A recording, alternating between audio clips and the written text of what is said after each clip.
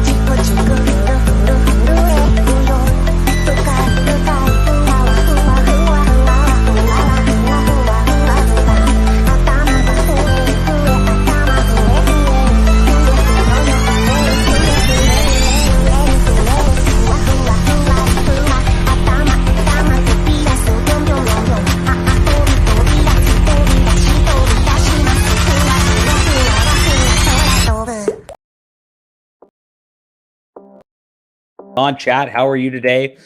We have our special guest here, Austin St. John. How you doing, my friend? Out in Texas, sunny Texas. Is it hot over there? I'm guessing. Oh my God, man, we've had some record heat.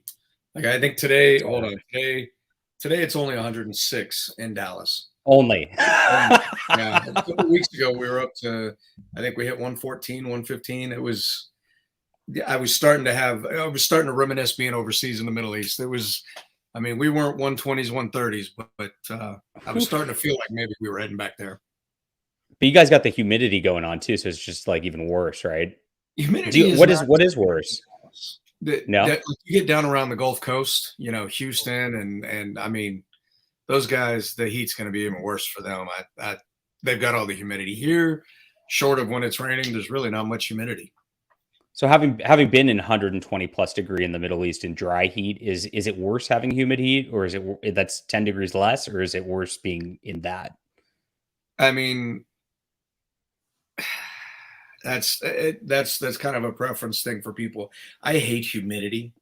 You know, okay. Florida rarely gets above, you know, the 90s, but the humidity for me, if I'm not at the beach in the water, I don't want to be there. Like I moved out of Florida and came here to get away from the humidity. So my personal preference, I'll take the heat all day, just keep the humidity away. Short of like a thunderstorm, which is a great break from the heat, you know? Nice. Cool. Well, if you guys don't know, Austin St. John here starred in a little show called The Power Rangers back in the day. I remember I was 11 years old and I came home from school, and back then, like we didn't have like the internet to tell us what we were going to get excited about next. We just like showed up and like there'd be something on the screen and you'd be like, wait a minute, this isn't the cartoon I watched last week. What's happening here?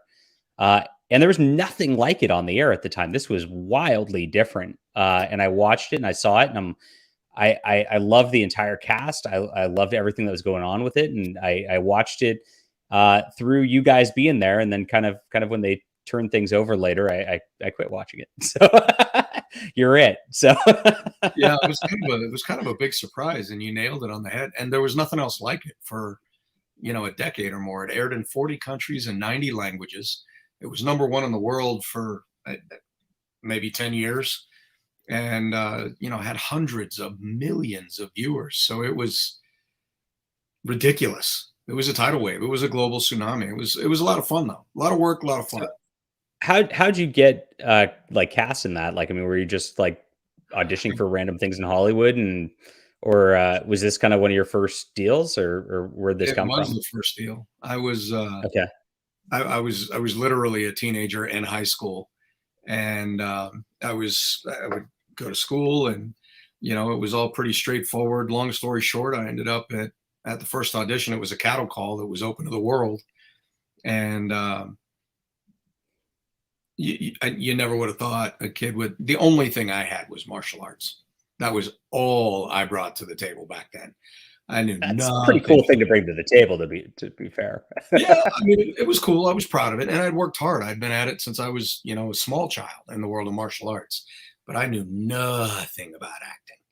And thank God for the other guys. I mean, they brought me in under their wing, and they taught me everything I knew. And the casting director, who was, I was 17, and she was this beautiful blonde woman, and she clearly, was in her late 30s, maybe early 40s. She kind of had this Stifler's mom, hot mom vibe, and she was very patient with me, walking me through the process. And then the director, who was Strath Hamilton from Australia, he was patient in teaching me, the fundamentals. I mean, the guys who were holding the cameras knew more about acting than I did. So it was thank God for their patience and everybody's ability to bring me in. And from there, it was just the show went nuts, and it was kind of crazy. I have a channel called Fanward, FANWARD.com, where Walter Jones, who played Zach the Black Ranger's there. We have Jeremy Sumpter from Peter Pan there. And before the holidays are out, we're getting ready to bring in several other actors. And I've probably got 200 videos there, including a lot about the early show and how it got going. So Cool. There's stuff there you can check out if you want. Awesome, guys. I put that link in the chat for you if you're interested in that. Cool. So, I mean, so you got the lucky character there because you got to be the leader and kind of like the more badass out of them, the one all the kids wanted to be. Yeah, and I was the baby. I was 17. Everybody was older than me. So I'm still not really clear on how that happened, but I'm excited it did. That's awesome. Cool. So when that hit you, like, and so people started watching, were you recognized like immediately on, like, did people see you when you're hanging around, go to high school and all that? And what was that like? No, I had to drop out of high school to take the job because. Oh, you did? Oh yeah. I mean, filming was 5 days a week. It was, I mean, the guys will tell you, we were probably, I mean, I can't speak for the others, but Walter and I, we shared a house together while we filmed, along with a couple stunt guys. And I mean, we were probably up 4:30, 5 every morning, on the road, and then on set by 6, usually, sometimes a little earlier, sometimes a little later. And then we would film until after dark. Oh, And geez. Painful. it was 12, 16-hour days for the first year. And then Saturday, we would come in and we would do something called ADR. And it was audio digital recording for any of the things that we had filmed where our voice was lost. So we would come in and lip sync or mime it. And it was busy for the entire, we filmed, like, if you look at Friends, your average TV series or any other, normal TV series, not that Friends was normal because it was another massive success, but they film on average like 13 episodes a year. And that's normal for a union TV show. Our first year, we filmed 60. It was crazy. And That's wild. It was wild. And we got about a week off for Christmas. So it was cool. It was amazing. It was fun. And it was a boatload of work. As far as being recognized goes, that whole first year we filmed so much. Like when I got my day off, I went to the gym and the beach, maybe, if I had the energy, and then slept and got ready to rinse, repeat, and do it again. So it was, there wasn't a whole lot of, I don't think I even got recognized that I know of. They would bring, like, different people to set, but it's not like we were out walking around and people were swamping us. Definitely not in the first year, not too much. That's crazy. And I'm thinking about this in the context of like the Hollywood strike that's going on now and all that. Like, do you think you were fairly compensated for all that work, or like how? Not at all. Oh no, that sucks. We were a non-union show. You can ask any of the actors, and they'll either chuckle, very politely agree not to talk about it, or just, I'll flat out tell you, no. It was pretty terrible. John, there's this thing called the Peace Conference, okay? And the Peace Conference happened. You got sent to the Peace Conference by Zordon, the floating head in the tube guy, when you asked for more money. That's what happened. Yeah. They were like, bye now. You're going to go fight for peace and never be seen again. That's right. That was it. And it was one of those things where, the entire cast had originally agreed to go with us. And because I went to the Wow. entire cast and I was like, hey, man, we literally could make more money working at the window at McDonald's. That's Literally. crazy. And we'd at least have benefits at McDonald's, maybe even a 401k. And so, long story short, my whole goal was to just have the cast and the crew, everybody behind the camera, paid SAG minimums. I didn't even care if they took the show unit. I mean, that was my preference, but I just wanted everybody paid SAG minimums. Nobody would have got rich off that, not even close. But Walter and I might have been able to afford our own homes, Wow. It's stuff like tragic. that. So it just was what it was. And in the end, half of the cast decided that, one got offered a promotion and his character got written stronger and he couldn't resist that. So they divided us, the old adage, divide and conquer. And then he talked the other two into staying and they stayed. And Walter Twee and I decided we weren't turning back, and we didn't. And I wouldn't change that to this day. Yeah, you probably made the right call for life. Now, I learned a lot about your life after this just from your Kickstarter page here, which is pretty cool. So you actually decided to go become like a paramedic and actually go overseas and help out in the Middle East. I mean, that's quite the life change. What got you kind of on that journey? Well, my great grandfather was a World War II bomber pilot. My father was a Mustanger in the Marine Corps, which means he was enlisted, got out, went to college, and then was an officer.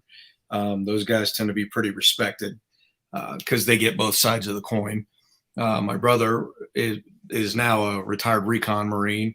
My mom was one of the first female cops in the state of New Mexico in the 1970s when, her own chief of police and other high-ranking members tried to have her killed because at that time, women definitely did not belong in the police force. If you were to ask guys back then, they were, I mean, it was the essence of sexism, and it was pretty rough. They tried to have her killed for it. So I grew up with a family that, stood up for what they believed and weren't shy about what was on their mind. And they understood what it was to serve something bigger than themselves. And I realized after Power Rangers that I was the only one in the family that had pretended to be a superhero and never actually been. And that kind of bugged me. So I thought, I couldn't join the Marine Corps. I'd had too many broken bones. I'd been busted up too bad from the world of martial arts because I tried and they wouldn't take me. And so I ended up later on getting my college degrees and found out about the fire department. A buddy of mine came up while I was bartending my way through my second college degree. He's like, hey, man, you're an alpha male. You like to fight. You're, the tough guy. He's like, you should come check out the fire department where he volunteered. And I was like, hell yeah, that sounds great. And I realized that this could be my opportunity to not pretend, to not have been a TV guy anymore. And maybe I could save one. And I spent 4 years as a volunteer and I fell in love with it. And then once I realized that I could make a living at it, I mean, not a great living. I was never going to be rich being a medic, but I loved what I was doing. And I loved that. I loved being there when people truly needed me and, or needed someone, and it was an incredible thing to be there. I mean, sometimes it was terrible. Sometimes it was dark. There are things I'll never forget, both good, bad, and the ugly, but I wouldn't change that I did it, not for a second. And then I found out, long story short, about the DOD and contracting. And I decided that, especially after 9/11, because I was on duty as an EMT basic during 9/11, and we all went on duty, and everybody in Northern Virginia and the DC area, everybody rolled. They called in medics from medics, fire, police, everybody and their brother, man. The Pentagon was an anthill of everybody. And after watching that hot mess and being on duty for that one, I decided I wanted to get overseas. I just wasn't really sure how to do it. And long story short, the right people approached me, and they found out I had skills with hand-to-hand combat. They found out that I could shoot, and they found out I was a doc, which is what the military refers to medics as. It's doc. So I was not a doctor, but and I decided, you know what, that was the next step. And so I got in with those guys. I spent 4 years in the Middle East. I was attached to Marine Corps and Army operations, worked with the Air Force, worked with the Navy. Then I got credentialed through the country's oldest medical school, George Washington Medical. And then I started teaching emergency medicine to the military, to all the branches. We held classes for and helped military medics and other medics overseas and doctors stay on duty and keep their certs up. Everybody has to do CEUs, continuing education units. And so that was part of what I picked up. And I got to work with the guys who are our biggest heroes as far as I'm concerned, the military. And so working next to them was something I'm proud of. I spent 4 years over there doing it. You're muted, John. I don't know how that happened. That's such a great story, and that makes me very happy to support your projects here, because if anybody deserves it, somebody who's actually going over there and helping people like that really deserves our support, chat. So we're going to get into your Kickstarter in just a second. We got a couple super chats from your friend Bats, who might have accidentally sent this twice, but thank you. He says for $5, appreciate it. Hail ASJ, thank you for the great childhood memories a couple of times. So cool, appreciate it. Thanks, man. All right, now this is your new book. So you've done your Middle East tour as a medic, and you came back. And have you always been like kind of writing? Like where did your creativity and putting out a comic come from? So this came from the fans. One of my first shows back, I attended I think it was SAC Anime, and I knew nothing about anime. You know, I grew up watching Looney Tunes, you know, like cartoons. That was Wile E. Coyote and Daffy Duck and those guys, you know. And so it was kind of, those were some of the things that I grew up watching. And when I came back, I got the SAC Anime, and I saw this guy over in the corner, and he was signing a bunch of autographs. And somebody told me, I was like, oh yeah, he's an anime guy. He signs for free. And I was like, and he had a huge line. And I was like, why is he signing for free? Like that's crazy. And they're like, well, the anime guys, you know, they don't make a lot of money. And I was like, oh, well, you know, they should fix that. Then I got to asking about what is anime. I was like, oh, okay. And they explained it to me. I was like, okay, so anime is cartoons. And they were like, no, anime is cartoons. You know, and it was like Demons and Daggers came out. I was like, holy crap, okay. It's not cartoons. What is it? And then the book got opened to me by the fans, and everything from, you know, Dragon Ball Z to Attack on Titan to just the list went on. And I was like, wow. So you had, you know, Sailor Moon, which seems pretty innocent. And then you've got, you know, some pretty dark and foreboding stuff out there. And so I started learning about it, and I realized this is pretty cool. This is a platform that the fans seem to love, that maybe I could enter, that would be so much easier than making a TV series. And so the idea was born. I sat down with the owner of SAC Anime. His name's Scott, or was at the time. I'm not sure if he still does. And I pitched him an idea that came to my head after talking with the fans about the continuation of what happens to Jason 30 years after he hangs up the red suit at the end of the world. And there was a whole group of his staff upstairs, and I pitched it in my voice, and I did the whole intro, and they were all, you know, doing this, you know, with the goosebumps, and they're like, man, that would be wicked. You should do it.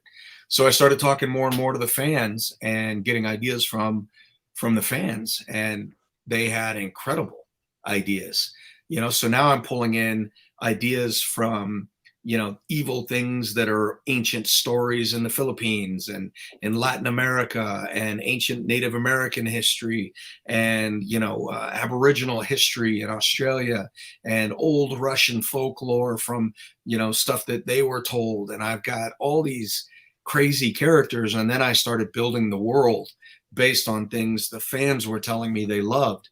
And it basically became this melding of Lord of the Rings meets Mad Max with some Assassin's Creed elements, with maybe some Pacific Rim elements later on, and demons and druids and cannibals and elves and ancient bloodlines and reincarnation. And then I threw in personal elements, like, you know, in book one, the wife and daughter that go missing, it's my wife and daughter's names. And one of the covers of book one has my parents on it. And the one of the bases in the opening of book one is a complete recreation because of OPSEC. I obviously, if any of you were in the military, you understand what OPSEC is. I can't put pictures of any post I was on in the book, so I completely recreated a post and put it in Afghanistan. And there's a couple fire teams of Marines there that end up there at the forefront of the beginning of the end of the world. And it's just, in some ways it very loosely correlates to my life. In other ways, there's just personal details. One of the covers for book one, you see a little Asian girl in yellow. Wonder what that might be a referral to, you know? So there's Easter eggs in there if you're a Rangers fan, but the story is really meant to stand on its own. So Cool. The Ranger turns into the Reaper. Awesome. It looks like we've gotten 3 backers so far, so thank you for supporting our guest chat. We really appreciate that. And we're going to watch your trailer here in a second. It looks really cool. Origami, thank you for the $5 super chat. Ignore the first one. I think it didn't go through. He says, I meant cheers. Already backed the project. Awesome. Glad you backed that, my friend. Cool, man. And thank you for being a channel member for 13 months here. Yellow Flash asks for a $20 super chat. Wow. Thanks for the nice super chat. Austin, can you speak on the Netflix Mighty Morphin Power Rangers special? Did they even ask you if you wanted to come back, and would you have done it? If so, RIP. Yeah. They asked all of the OGs to come back. They spoke with JDF. They spoke with me. They spoke with Amy. And each of us had our reasons for not coming back. For me, I usually come back every 5 to 10 years on average. And I think it's one of those things where I just came back. I think it was 3 years ago for Beast Morphers. And I'll be back again, just not this time.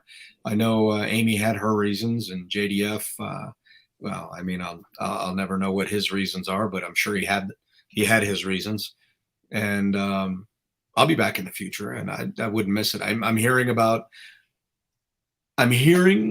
rewrites or not rewrites, but the writing of new scripts.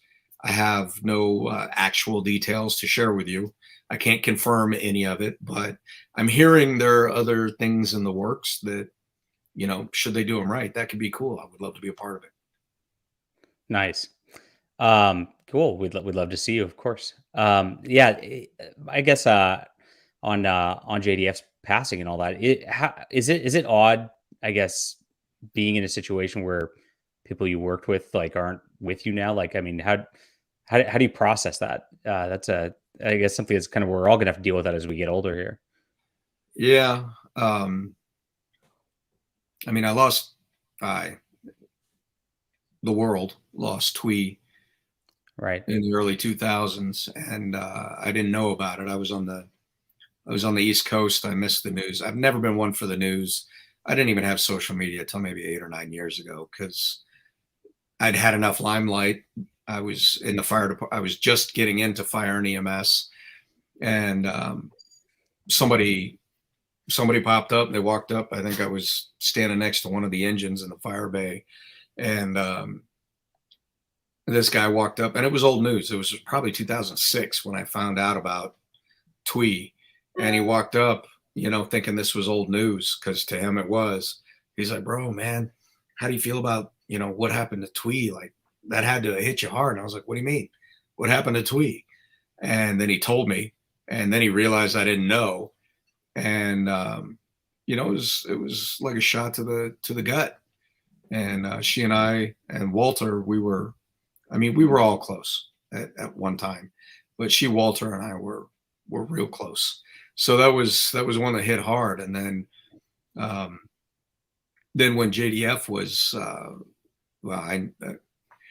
2 days before the world knew, I think, Walter called me up, and I was at a show in Oklahoma, and I was in a car on a way to a dinner that night, and Zordon, David Fielding, who plays Zordon, he was with me, and the car was full of some other people from the show, and we were all finally taking a load off from the day to go eat, and Walter called me up and dropped the bomb.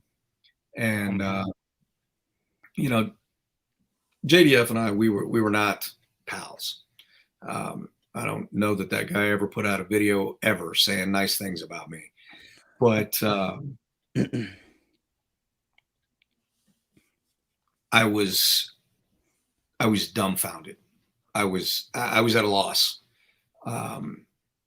We may not have been buds, but we were an enormous part of each other's lives for 30 years.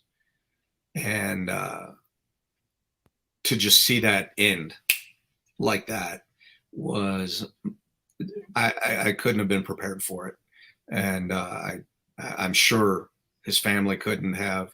And I know many of the fans were stupefied and blown away by it too. Especially the circumstances. There's no easy way. You can't prepare for these things. You know, we all know eventually we're going to lose people close to us. Like, it's part of the programming. We know it's going to happen, but when it does, there's no pre-prepared words. There's no playbook for how to manage it. It's crazy. So that night I was told, and then I spent the entire next day at a Comic-Con in front of the fans who nobody knew yet. The world didn't know. And they're all coming up to me, and their smiles, and they're happy, and, you know, they're talking about everything.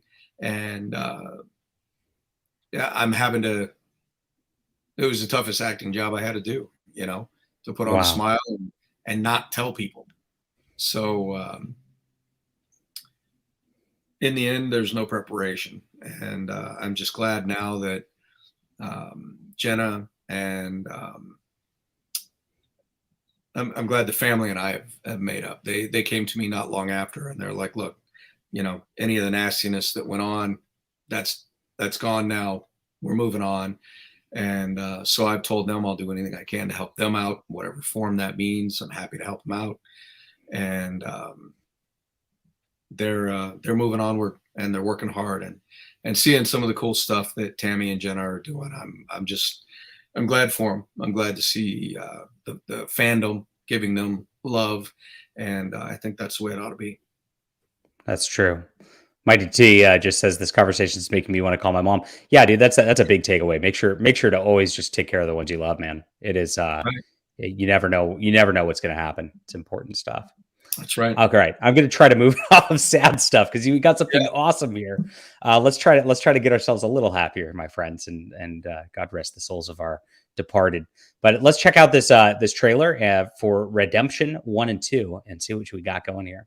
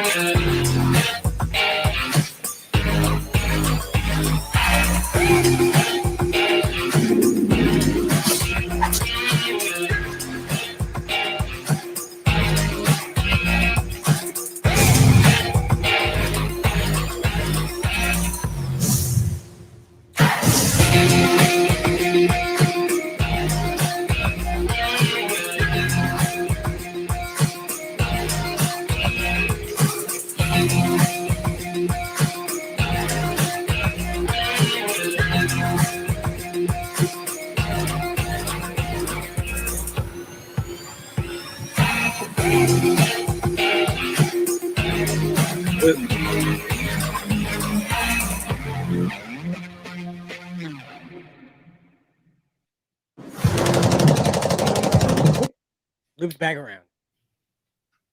Yeah. And you're So muted. this is kind of one of those things where the premise is I didn't want to do zombies. I love zombies. I mean, I love zombies. Zombies are cool. There's a million good zombie movies, and there's probably 2 million terrible ones. But I wanted something. I wanted something evil, a new darkness, and I'm not even going to explain what it is, not yet. I'm going to tell you that this is something that you can't kill with bullets. It is something that is pretty terrible and horrific, and I think it's a lot of fun. I think it's new. I think it's exciting. I think it is a new sort of darkness that should give people the creeps, man. When you go reading on this, that was Ken Salinas' cover, and that's Reaper standing there on a pile of hell after a bad day at the office. You know what I mean? Yeah. Oh, awesome. Well, this looks pretty. I dare I say, high T alpha male. Like my audience is going to love here. Is that a good way to describe it? Yeah, that's a great description. It's definitely high tea. Awesome. So looks like a lot of action. The art's beautiful. Who did the art on this? So a lot of artists for covers with Ken Salinas, Cole Hayes, Zach Spivey, David Sanchez, Alan Qua. Off the top of my head, that's not all of them, but that's the list. Interior, I had DJ Hall in book one. This interior artist, I can't believe I'm ghosting on it right now, but he's out of Latin America, and he's incredible. You can see all the work when you go to the website. Yeah, I have a page that's dedicated to everybody involved, and I do that because I don't believe in making it to the top and not giving kudos to everybody that's put me there or that's climbed with me. And so everybody that gets involved, there's no secrets, there's no hidden names, and pretty cool stuff. In fact, I'm getting ready. What I need now is I need to find all sorts of people with all levels of talent in the world of comics. So if you're a pro that's out there, shoot me an email, let me know, because I'm looking at all sorts of things right now. cool. Righteous. That's great. This is really awesome looking stuff, guys. And so there's a lot of different options here. You got digital PDFs. Of course, you got a catch-up package, and I think a lot of us are here for the first time. So if you want to check out 1 and 2, that's probably the best way for us to go right here. And there's also a catch-up for the print version, and pretty inexpensive. I mean, 2 issues for 15, but you could charge more than this. I got to tell you that right now. Yeah, I'm trying to keep it functional for everybody. You know what I mean? Yeah. And we got a bunch of tiers down below. What's our big tiers here? What are the awesome stuff that we could get? So the fun stuff. There's a tier at $500 where you can literally have your face drawn on somebody that's going to get killed or has been killed. So you could be in a stack of heads. You could be a zombie-like creature. You could be one of the bad guys that gets drawn in. Like book 3, I started introducing characters not yet seen, cannibals, scavengers. So there's all sorts of places that you could be drawn in book 3 if you wanted to do that here. I think that's a $500 tier, which is pretty reasonable. And then if you're a business, there's $1,000 tier, and there's an $1,100 tier. And one of those tiers, I mean, it's not just have an ad in the book. You could, I think one of them specifically is you can be drawn into the story as the business. So book 3, we're going to introduce a post-apocalyptic carnival that is going to be pretty twisted. So it would be like an old sign, like if you were Pizza Hut, for instance, there could be an old banner hanging off the Ferris wheel that says Pizza Hut, and then your website, and just cool stuff like that. I've got a lot of other cool stuff, and there's just regular old Power Ranger paraphernalia in there too. If you want to grab coffee mugs, you can do that. So it just depends on what your preference is, what excites you, and where you want to spend. I wanted something that was super affordable for the guys who are struggling in today's economy, to something at the higher end for those who are doing better in today's economy than others are. You know what I mean? Yeah, so that's something absolutely. That's the beauty of crowdfunds and all that. And you can put up a book and just sell it. But a lot of fans want to contribute more and want to get something special that's different too. And so you have all those options, which is fantastic. So good stuff.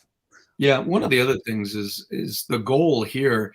I'm going to do 50 comics, but what I really want to do is the animated series. 50. There it is. Yeah, 50 books. Book. All right, tell me about that. Yeah, it's a huge story. I mean, if you look at a storyline like Lord of the Rings, I mean, that's a massive world. So I'm looking to do a type of, and I say Lord of the Rings meets Mad Max because there's elements of both. Demons, druids, cannibals, post-apocalyptic world, dystopian, which is just the complete breakdown of law and order. So there's going to be some pretty twisted stuff, but the goal has always been to take the funding from the comics, put out more comics, and then eventually, as it grows, because this is a grassroots campaign, the real goal is to get these Kickstarters up to 6 figures and then turn around and make the animated series. And I'm talking. You sound like me. Yeah. Nice. Cool. So we love it. And we absolutely love it. Got a few more super chats here. Spider-Man, thank you for the $5 super chat. My son absolutely loved you back in the day. He adored the Red Ranger. The only problem was finding toys back then. It was rough. Thank you, ASA. Yeah, there was some real rough times back then. I can remember when we did the appearance, the only physical appearance the six original cast members ever did was at Universal Studios in the 90s. And it was off the chain. They put us in the biggest theater. I mean, we're talking Madonna, Aerosmith, pick the biggest band, Michael Jackson, any of the biggest singers and bands you could think of went on that stage. We filled that theater up 5 times in a day. And wow. And then turned people away because they shut down the park. It was after hours. We couldn't get more in. Traffic backed up 8 miles into downtown Los Angeles. People were camping out the day before the shows. It was ridiculous. So pretty interesting. A ton of fun. Totally crazy. Totally wild. But a lot of fun. And that was really the first rock star moment. I won't speak for the other guys, but that was my first rock star moment. You're standing backstage and I mean, literally they're chanting your name.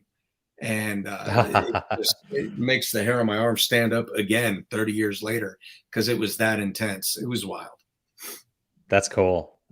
Jay Bama fan for $2 says, whose idea was the white power? Oh, I see what you did there. Bad Jay Bama. I disavow. See, there's a neat little connecting line between comics fans and Power Ranger fans. Yeah. It's a little known guy named Stan Lee. And Stan was over in Japan looking for people to do a cartoon for the X-Men at the time. This was before the 90s cartoon. This is way back. And he originally found Sun Vulcan on television while he was at a hotel room there. And he absolutely fell in love with how true to life it was with their sense of justice. That these men were going to just pursue it with all their might and all their vigor, of course. And there was so much violence in it was the thing that he really liked. He liked there was like, here's how you be a good citizen. And if people disobey that, you punch them in the face. And he really liked how quirky it was too. Because at the time, Sun Vulcan was like the 3rd or 4th iteration of Super Sentai. So they had moved into like the what appealed to Japanese children. So one of the more famous things that Stan talked about when he brought it over to the US was like, there's a refrigerator that's holding a family hostage. It's just a refrigerator with arms and legs, but it has a pistol. And it's holding them hostage, and Sun Vulcan has to stop him. Of course, that makes sense. So it made it 3 months, Sun Vulcan with just a voiceover, no new casting, just a voiceover in San Diego on a regular television station before they kicked it. It was too violent. The moms were complaining, the kids were emulating the violence everywhere, and so they kicked it. However, the woman that was traveling with him, with Stan Lee, went on to become Fox Kids' like programming director. And when she went to Hayam Saban looking for new things, he had a bunch of crazy stuff. But when she finally turned him down on everything else, she asked him, is there anything else, Mr. Saban? And he said, well, I've got this pilot. And so the story began. So all thanks to Stan Lee. She saw that. She says, that's what Stan liked. I know it'll win.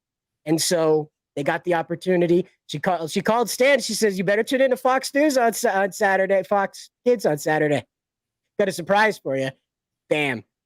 So the biggest thing about the franchise is what you're talking about with all this, like filling the big studios and things like that. The reason is because at the time, nothing had ever existed like it, as you said, but we just need to tear that back a little more, because way back out here in 2023, there's a lot of stuff going on, a lot of copies of Power Rangers, a lot of stuff inspired by Power Rangers. But way back when that first started, there was nothing on television that had real life people kicking the crap out of real life people and then telling you to do your homework at the end of the episode. Right. There was nothing out there that had family values strapped to a Bruce Lee movie. So it took off immediately because little boys were like, yeah, I could do stuff. I could be that guy. I could be Jason. That's really easy. All I have to do is wear a red shirt. Then I could beat up Lord Zed. And it just built. When you guys weren't on television, everybody was filling the gaps. If whatever happened on screen, they were like, okay, so like, we're going to play now the between episode of Jason fighting Goldar until the second part came out the next weekend. So we were all like, no, you're Goldar and I'm Jason and you're going to get beat up because I'm the good guy. And we'd play it out. That's just how it was back then. So like when you guys went up on that stage, that was the chance for all of that imagination to get like verified that you're real. You're not just on television. Unlike the Turtles who were stuck in foam suits, you guys walked out there with your turtlenecks tucked right under your chins, holding those helmets on your sides. And those kids, it was real. You were there. You stepped out of television into their lives. Amazing. That's never been done before. I've never heard it described like that. And this is one of the this is one of the things that makes speaking with the fans who are now old enough to tell me, you know, their thoughts, their vision, how we impacted their lives, who their favorites were, whether it was me or any one of my castmates or all of us. It's something that I couldn't do 30 years ago. You guys couldn't do that. If I met you 30 years ago, you were hiding behind mom's leg, or, you know, you were wearing a cast because you jumped off the sofa and broke the lamp, or, you know, you were in trouble because you were playing at school. And I get to hear all this now. And I think this is one of the most magnificent things about Power Rangers. I love the show now more than I ever did. Exactly. Because of this, because of that moment and all of the others yet to come just like it. That is amazing to me. And really speaks to me in real life too, Cider. I mean, your excitement, I transcended that. You know, I wasn't exactly playing these things, but I had this dream about Kimberly one time. And in that dream, Kimberly came up to me.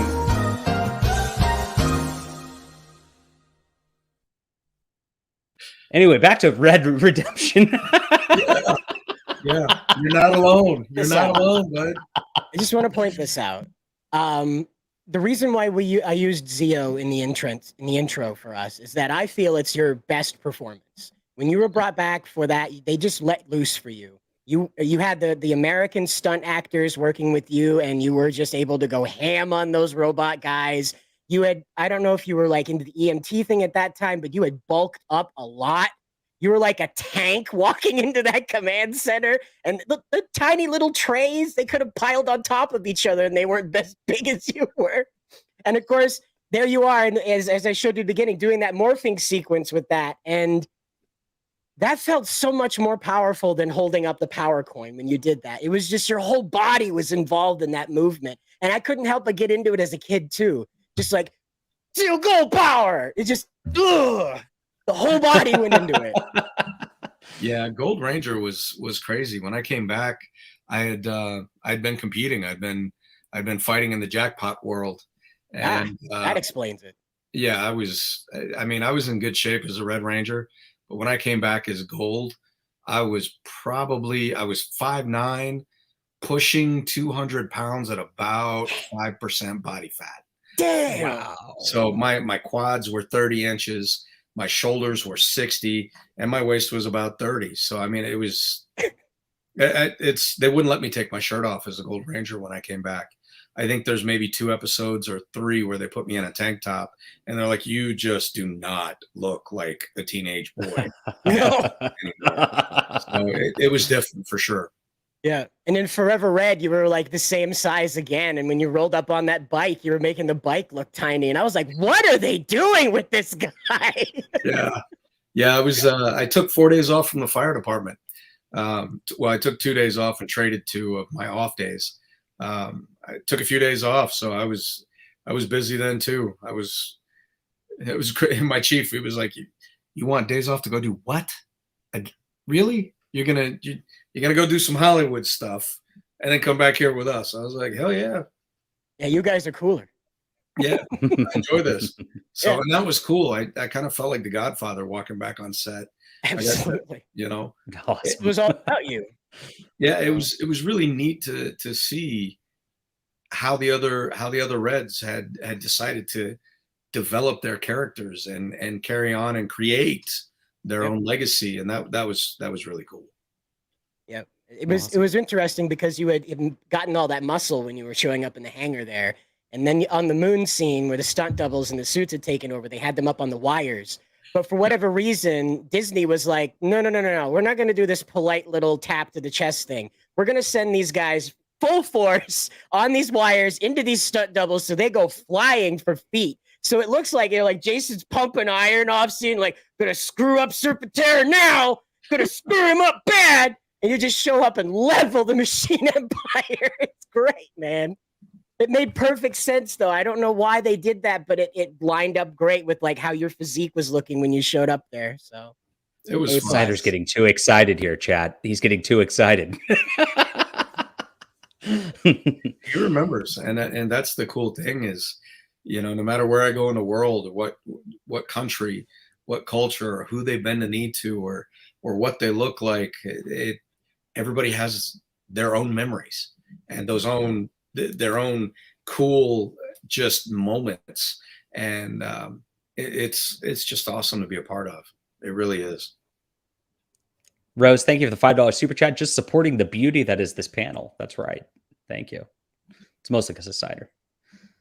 Mr. Hat, thank you for the $19.99. We appreciate it. Hey, Austin, I'm 24. I grew up on Power Ranger reruns. You killed it. What's your opinion on the Power Ranger series that came after Mystic Force? Thank you, John, for your content. I'm releasing my comic because of people like you. That's awesome, Mr. Hat, and I'm glad you're doing that. It's been a while.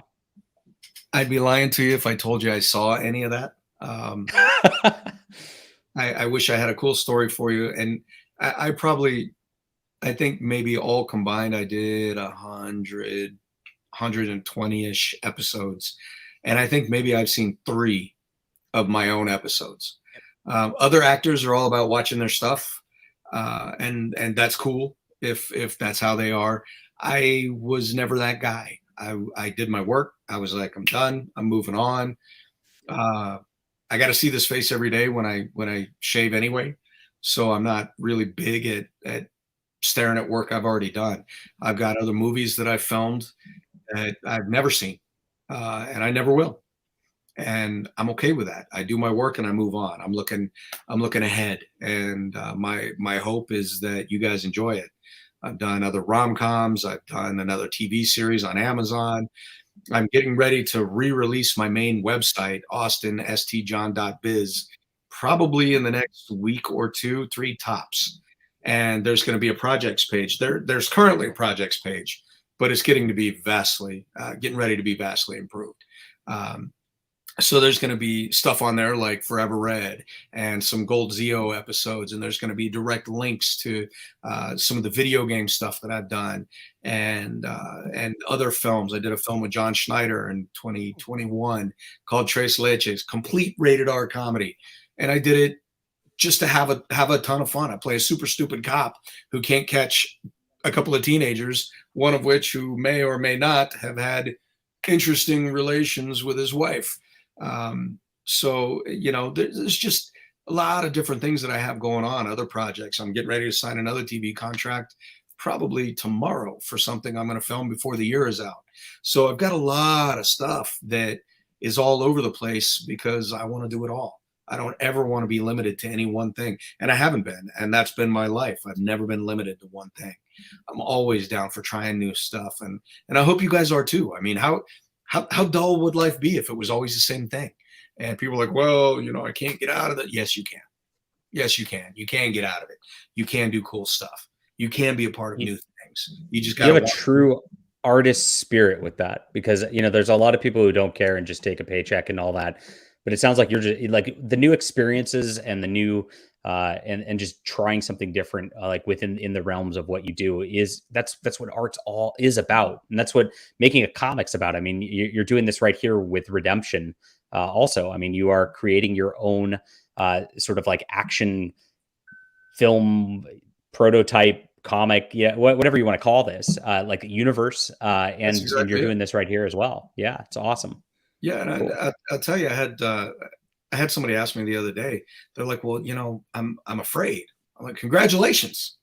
You know, there's two kinds of people that aren't afraid in life: those that are certifiably insane and those that are lying to you. Everyone else experiences fear, and I'll tell you this: if you don't face your fears, they will become your limitations. Deal with it. Good advice. Yeah. Take the cuffs off and go do it." Brightest Day Audiobooks, thank you for the $5 super chat. I just got back from Dragon Con, where I organized the Power Rangers cosplay photo shoot. Let me tell you, the PR love is still strong and real. That's great to hear. That is so cool. Dragon Con. I mean, have you guys been? Oh, it is the best party I've ever been to in my whole life. You just go home and sleep for 2 days afterwards. Yeah, I love parties, and like most conventions, like so I write comic books, and that's why we have a good comic book audience here. And so I've been to conventions where it's like you're just selling your wares. I've been to conventions where it's just panels. But Dragon Con is just a giant hotel party, and it is there's nothing like it. It's so great. Yeah. Yeah, I'd say I have great memories, but I drank too much and I don't. So yeah, Dragon Con is wild, and you can't. There's no explaining it to anyone that hasn't been there. There just isn't. It's not like any other Comic-Con. Like Power Morphicon isn't like any other Comic-Con, like New York Comic-Con or San Diego. They are all their own entities. So, and it's pretty neat to meet other writers and other artists and so many talented people. It's kind of cool to just be a part of. You can walk in and just take it in. You can't help but learn something, see something new, be a part of something new. And if you don't walk out of any of those shows having not been inspired to do or try something new or different, then I think maybe you have to check to see if you have a pulse. Nice. Origami, thanks for being a channel member here, and a great question. What is Austin St. John's thoughts on the Boom Studios Power Rangers run? Have you checked out any of those? I mean, they present you as pretty awesome in those. So yeah, they do some cool stuff. I know Kyle. I know Ryan. I know both the main writers for that stuff, and the incredible writers, incredible artists. And have I read them? No. Have I read through some of them to get a better understanding? Absolutely. In fact, I just sat down last weekend with Kyle Higgins while walking past Mike Tyson and Richard Dreyfuss. You know, it was kind of a crazy day. And I think what I have read through and what I do understand about Boom is they did a really, and this is part of what inspired me to do Redemption, is they just created a whole nother world, and they did it shamelessly, and they did some cool stuff. Whether it's the Go-Go series or the Lord Draken series, each, you know, their own stories, and each their own worlds, and they both work, and they both are awesome. So I think it's really kind of amazing. I love the Omega Red. I think that's an amazing idea. I loved when Jason and Trini swapped suits. I love that they made Jason and Trini an intimate thing. I thought that was wild because Jason never would have dated Kimberly. I don't do high maintenance. I'm more the I'm more the chill intellectual woman type, and that was Trini. So pretty cool stuff. So I love it, and I know you guys do. So I'm kind of looking to tie some of those same elements into some of the Easter eggs that I use in Redemption, and it's a ton of fun. Great. Well, guys, definitely check out this comic book right here, and we really appreciate you being here and talking with us. It's been a great hour so far. For people who are new here, do you want to tell them exactly what Redemption's about one more time? Yeah, Redemption is a whole nother world. It is what happens to Jason as he turns from the Ranger into the Reaper. It is 30 years after he's hung up the red suit, at the end of the world, as the world melts down. It is demons, it is druids, it is elves, it is cannibals, it is scavengers, it is dark, it is archaic, and it is a melding of worlds you have not seen yet. For the fans that loved Power Rangers, who need something else to grow into, this is that world. Cool. Is it a much more, I guess, adult than the original cartoons, or not cartoons? Absolutely. Sorry, live action Yeah. show would be for sure. Yes. There's no naked women. There's no profanity, but it's Good. dark. It's dark. That sounds awesome. Well, guys, check this out and support our guest here. He's done a great job. I saw this book and I just was like, wow, I better reach out to him and see if I can sell some books for him here, because this looks exactly what's up our alley over here. And we're glad you did this. So, do you got anything else, Cider? Or are you? No, I've Cool. thought of everything. I don't want to tie it up. This has been great. That's it. Cool. Sweet. Anybody else in the chat? Last questions before we roll on out of here and go about our merry ways. Let me know. I'll try to give a couple seconds for the chat to catch up here. Well, as we see right here at the bottom, we made sure that everybody knows what the book kind of looks like, what to expect here. Cool character there, the main character with his sniper rifle, automatic murder machine gun. What do they call it? The assault rifle 15. Is that what it is? So it's a modified M4. Nice. I'm not a gun. That's all right. That's all right. If those of you who are in the military, you'll see that book 1 opens up in Afghanistan, and those of you who are not in the military, you're going to get some experiences and tastes of things that will be new and exciting for you. And book 2, which I've just released, I introduce a new insane character called Scorpodrekken, but I don't even give her a name yet in book 2. But you're going to see her, and I'll tell you that what you see when you see it, it's not done yet. Lots of cool and amazing dark characters to come in the books yet to be released. So stay tuned. Awesome. We got one more super chat from Geek Adventure. Thank you for the $5. We'd watch PR with friends, little cousins when we were in college. All the actors were our age, so we were checking out the girls. I think that's pretty common. Yeah, I mean, that's if you weren't, some of the girls checked out the guys, some of the guys are checking out the girls. It was that's what teenagers are supposed to be doing. That's what teenagers do. So these kids these days are stuck on their video games, sir, and I can't get them. I've got Tide Pods. Yes. I'm glad we could give you something live to look at. It's good. Claudia CA, thank you for being a channel member. And I think we'll wrap up there. We really appreciate you being on the show. Somebody told me Amy Jo plays pickleball now. I think that's the most important question here. Like, what are your thoughts on pickleball, and why doesn't she just play real tennis? Wow. There's the question and the judgment in a single swipe. Very superhero-like.